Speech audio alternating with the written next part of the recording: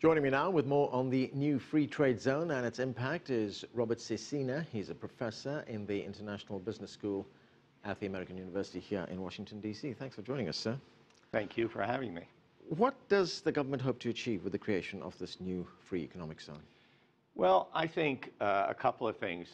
Broadly speaking, it's yet another step in the journey of 1,000 miles. So, and I see this very much as a trial and error effort to learn. And so it's another step, an important one in the journey to free markets. And, you know, financial sector, really important in terms of the development inside of China. And the shipping and other opening up of regulations in terms of positioning China as a regional trade hub and et cetera.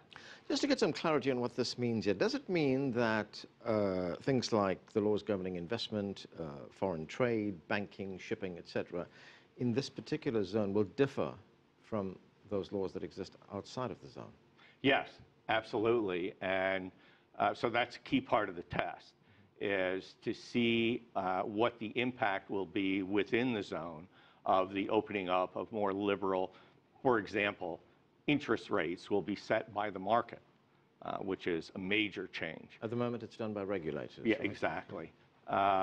And also, foreign banks will have much greater ability to operate freely within the free trade zone than they do now within the rest of China.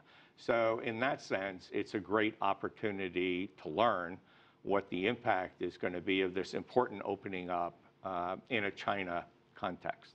And which sectors of the economy, you mentioned some of them, would we see immediate effects? Well, immediate is perhaps too crisp a term. I think medium term.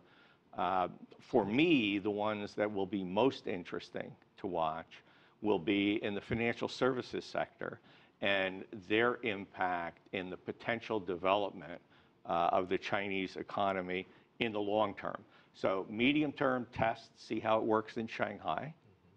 But longer term, applying that opening up to the rest of China, because the current set of rules and regulations are clearly a constraint on China's development. What should we be looking for in the medium term, as you say, or in the long term for that matter, to figure out which direction the Chinese government will be taking, where they want to go with this?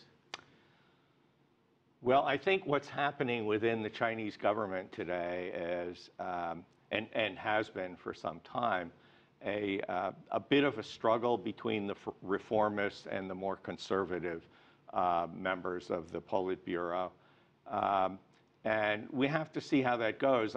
My own view is that the Shanghai Free Trade Zone is really a way for Xi and Li to step, importantly, forward in a reform sense, but to do it in a slow and measured way that will keep the more conservative members of the Politburo comfortable. Right. Is this in any way different, this creation of this free trade zone, from what we had back in the 80s when they created the Shenzhen industrial zone, which is adjacent to Hong Kong?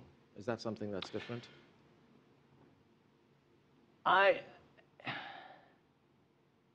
would step away from the particulars of that for a second and talk more broadly about Hong Kong and Shanghai in the following context.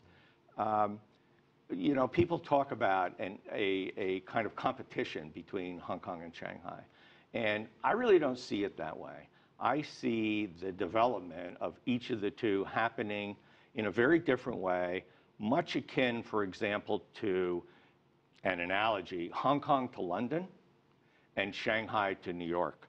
So Hong Kong as a window from Shanghai out to the rest of the world, and Shanghai as a window into China from the rest of the world in. So that would be the New York. And London and Hong Kong very well positioned to be a global financial center. Professor Sicina, I'm going to have to leave it there. Thanks for joining us. Thank you very much.